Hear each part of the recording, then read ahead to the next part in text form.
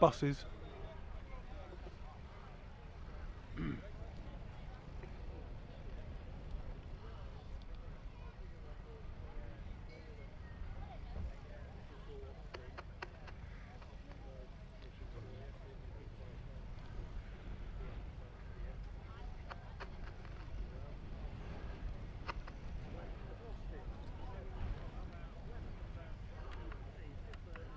So I'm going to just ask the people in the back row to stay where you are so that I can actually talk about those vehicles and get a clear signal.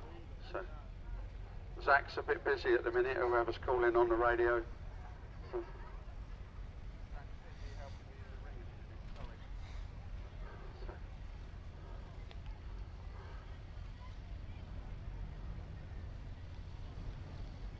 No, we've already...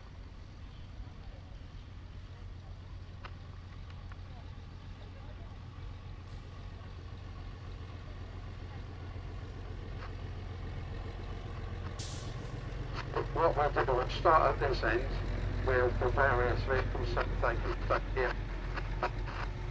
And we'll start with this military vehicle.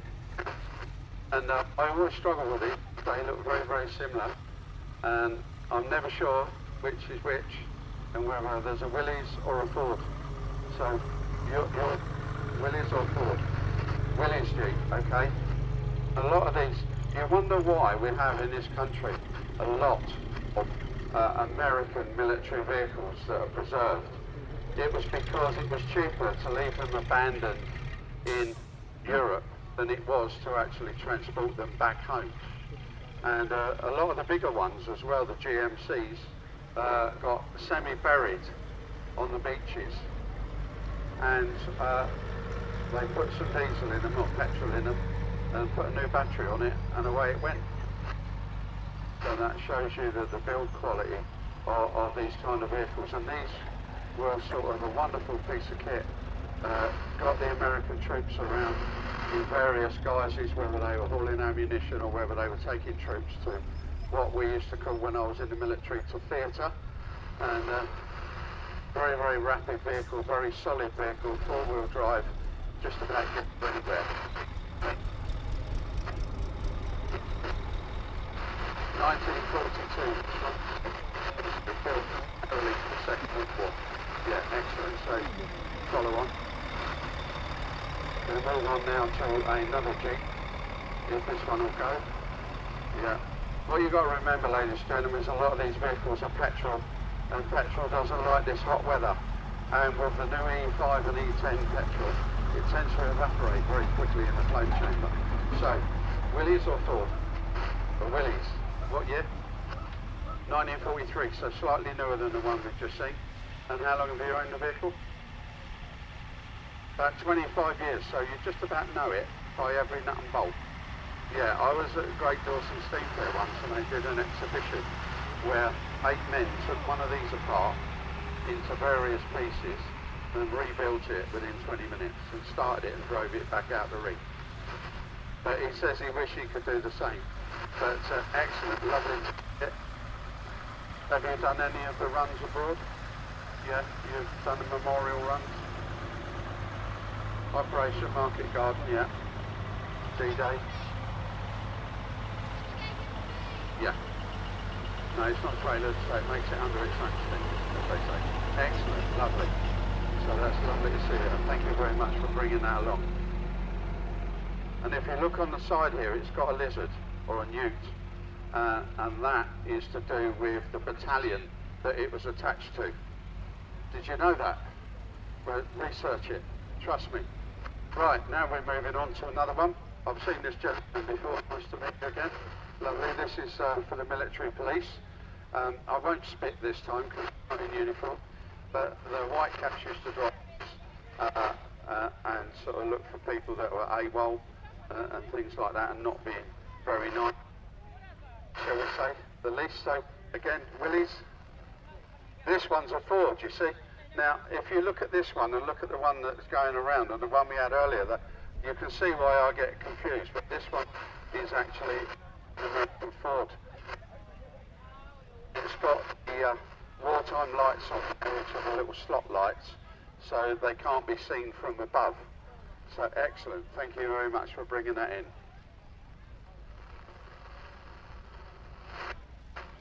Thank you. Bye-bye. Right, now we're moving on to something more modern, owned by John and lady. Preserved vehicles for a number of years, always immaculately turned out, and John has also groups. And it's a beautiful Mercedes that he uses for bringing and transporting. And his caravan.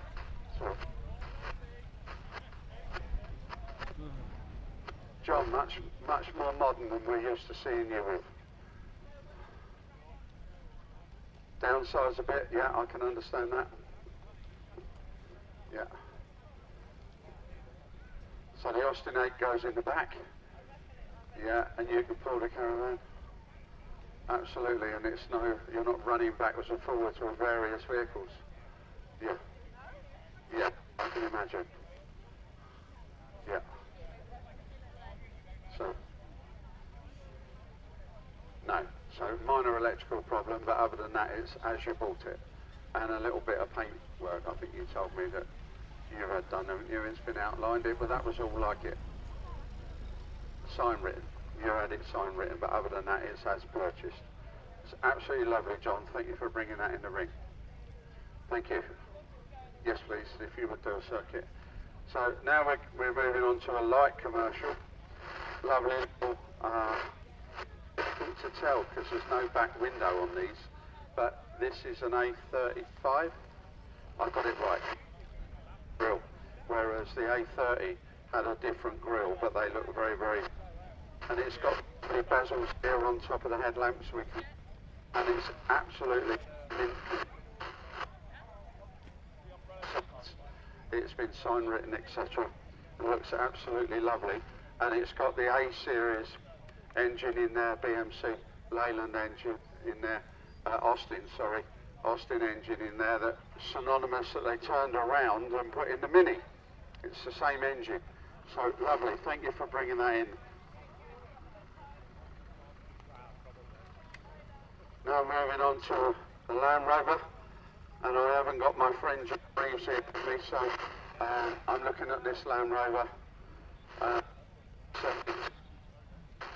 So it's a Series 3 or a 3A. Lovely, look at that, I can read that. This is a 1972 Land Rover, owned by Ray, and purchased in June 2024, rebuilt with galvanised chassis and many other improvements. Is it a 3 or 3A or a 2 or a 2A? It's a Series 3. So yeah, the difference between the 3 and the 3A is the headlights as well. The headlights move in on the others, and on these they're actually in the wing. But absolutely sort of what we call an ongoing project, but absolutely lovely, and it's got a modified. So that's absolutely lovely. Thank you for bringing that in, Steve. That's lovely.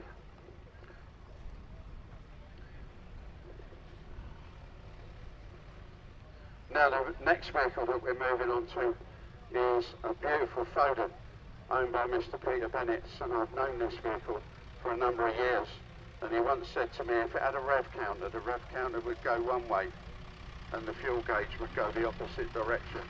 It does about 8 to the gallon. I remember he brought this up to Baconic when I used to work at Baconic there. And again, we can see the Gardner badge on the grille there, Gardner engine, but slightly bigger than the ones we see in the buses. And it's from the Pickford stable, so again would have been used for heavy haulage. Probably a capacity of pulling about 100, 120 tonnes. And normally you'd see 1 or 2 of these at the front of the trailer and another one in behind pushing along. And they're not known for speed, but they have grace. So thank you, Peter, for bringing that in. That's lovely. And we can see the ballast box on the back. So again, that was designed to fill with sand or aggregate, and that would keep the wheels and the traction on the road for pulling heavy haulage. Now, some of you that have been around the ring might have seen this vehicle earlier. We had 13 guys pull this in an adult tug of war. This particular vehicle is capable of pulling about 200 tonnes. It used to be in the Pickford stable as well, and it moved up north and it was working for Yeowood Heavy Haulage, which is the livery that we see it in now. And this particular vehicle here was never in the Shell Mex or BP fleet. This particular vehicle has been in heavy haulage all its life. That's driven by Mr. Sean Bennett, but is owned by Keith, who's in the next vehicle, and we're going to go and talk about that next vehicle in a minute. And this particular vehicle is a 1965, so this is a what we call forward control vehicle, and it would be one of the last vehicles that would ever built with a bonnet. So thank you, Sean, for bringing that in. These were also used by the military as well for heavy haulage. Before the Antars came along, these would do tank transporting, etc. But they were never known for their speed. And this, you might think is a four-wheel drive, but it's not. It's a six-wheel drive. Okay.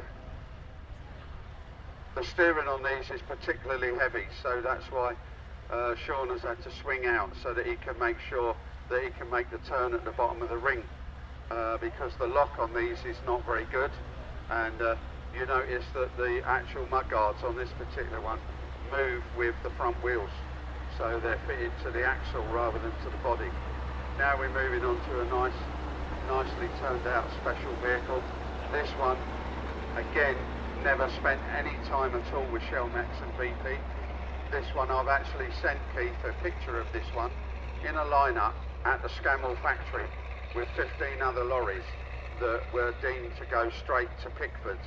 So this particular vehicle has never worked for Shell Mex or BP pulling fuel tankers.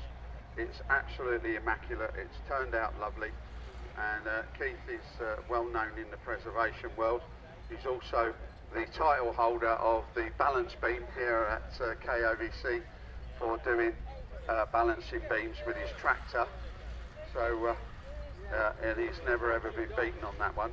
So this is absolutely beautiful, and it's turned out exactly as it would have been when it came out the Scammell factory. So thank you for bringing that in, Keith.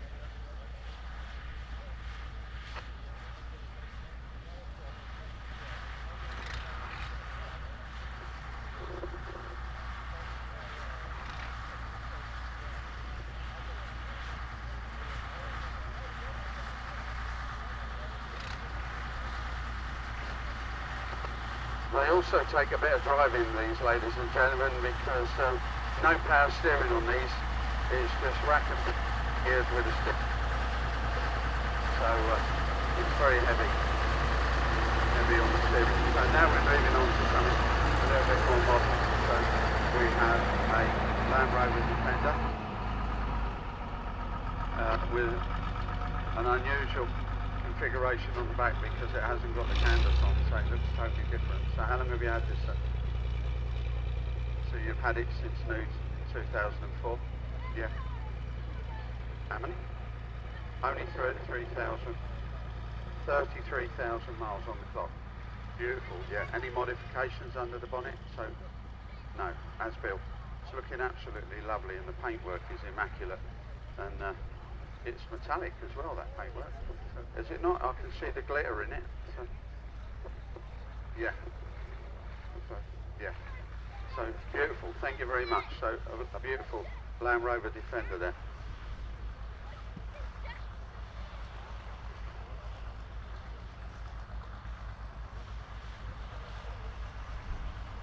So now we're moving back into the military.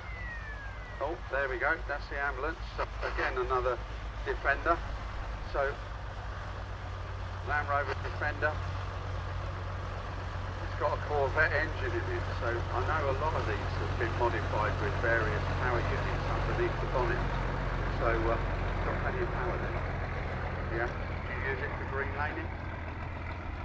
You'd like to, but you haven't done yet. Yeah, I think it would put a few to shame with that big powerful unit under there. So, is that a V8? Absolutely a V8. So let's hear it when you start it then. Wow, that's got some power. So lovely, thank you very much for bringing that in. So, I remember years ago I had an old Ford Popular and I put a Jag engine in it, a 3.8 Jag engine in it with an Austin Westminster back axle, but it looked exactly the same as what a Ford Popular would look like, and it surprised people at the traffic lights. So here we have a 1985 Land Rover Defender 110, purchased this 2 years ago straight from Singapore. The gentleman here is the first civilian owner, 12,000 miles from new, owned by David and Henry Bray of Redruth, and also Rocky and Troy Bray. So there you go, you got your name mentioned. Absolutely. So, and this is a military ambulance. The same configuration was used many years ago for what we call comms units, radio units as well, and they had the comms in the back. But this particular one is for the ambulance configuration for the military medical. So thank you very much for bringing that in. Lovely to see you.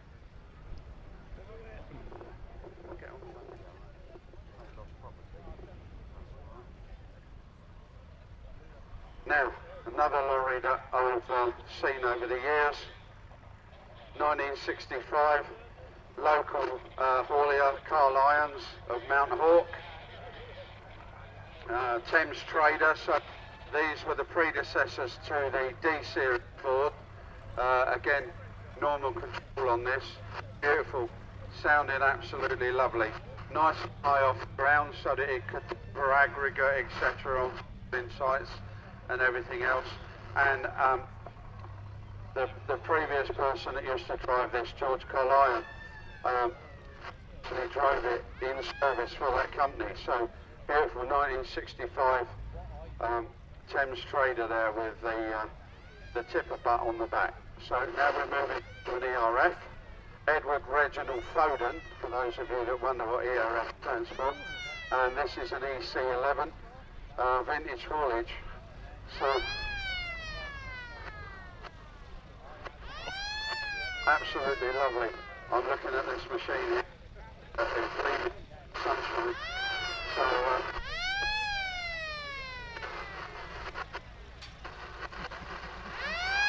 right, which is an Osborne Pratt originally. Yeah. Right, brilliant. And you use it for vintage transport. So what you got on the back? Traction engines. You can't get a trailer. So you're looking. But that's the way we do it, isn't it? Bit at a time.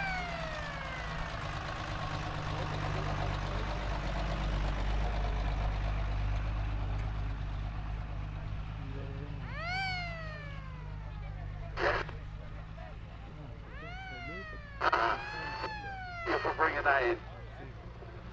So there we are, ERF there. Beautiful. So, and now we've got another Land Rover side here. This is a series.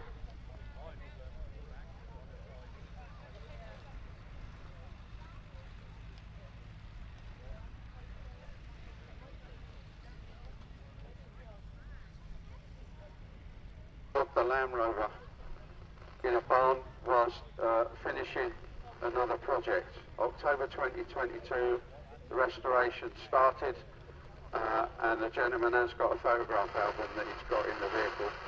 This has been a family project completed by himself, his wife and his two sons and his dad, and Landy was put back on the road in 2023.